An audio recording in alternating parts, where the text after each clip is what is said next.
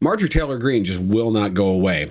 And I have to say, shockingly, and this actually shocks me to say this, I'm happy that Marjorie Taylor Greene is not going away. She has decided in an interview with The Hill, or at least some quotes in The Hill, she has decided that she is not going to go away and that she is still very angry about what happened. Now, if you're not familiar, if you're somebody that doesn't pay attention to too much of the political news or the inner goings of Washington over the course of the last year, Marjorie Taylor Greene, who has been an outspoken Trump ally for a very long time, turned tables on him this year. And one of the reasons why that happened, or at least the unspoken reason why that happened, is because she was flirting with the idea of running for Senate. And essentially the powers that be in the Republican Party, primarily Trump and others, told her not to do it, that she couldn't win, and most likely she would not have won, and certainly would not be winning in what is going to end up being a blue wave election this year. But she took serious offense to that. This is a woman who has had a lot of ambition over the course of her political career. She has made a name of herself for being salacious, for being sand in the gummy works, if you will, and has made sure to find a way onto television every opportunity she has gotten over the course of her career. So it does not surprise me in the slightest that sometime since she left office, which if you didn't know, she decided to walk away from Congress, basically took her ball and went home. But since she has decided to do so, she has been quite the vocal thorn in the side of the whole MAGA agenda and has been kind of calling it out. So take a look at this. So this is an article in The Hill that came out today. Greene was quoted as saying that MAGA was all a lie. Former Representative Marjorie Taylor Greene from Georgia said that President Trump's Make America Great Again slogan was a lie, saying his first year back in office was focused on obliging wealthy supporters. This is her quote. I think people are realizing it was a lie. It was a big lie for the people. What MAGA is really serving in this administration, who they're serving, is their big donors, she said in a Wednesday interview with radio personality Kim Iverson.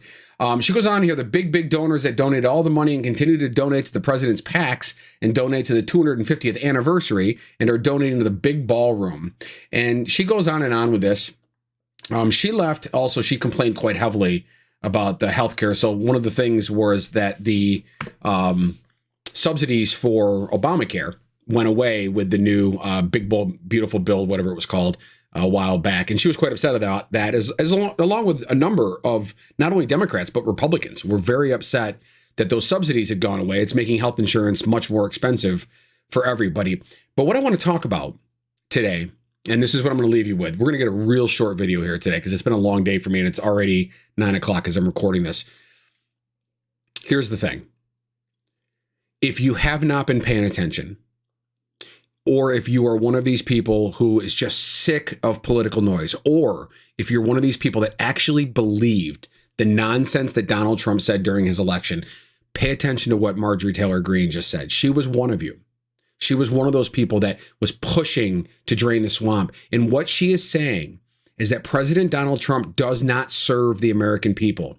He actively and openly serves those people that are giving him money. Now, you may say, well, duh, that's how American politics works nowadays. And you wouldn't be wrong. But the reality is that at least the rest of the politicians, whether they're traditional conservative Republicans or liberal progressive Democrats, at least they have the common courtesy to pretend like they're serving the American people. At least they will throw a nugget at the American people every once in a while. But Donald Trump is not doing that. Donald Trump is enriching himself. A lot of this money is going directly into his pocket. A lot of this money is for pet projects that he wants in order to ensure some form of a legacy for himself.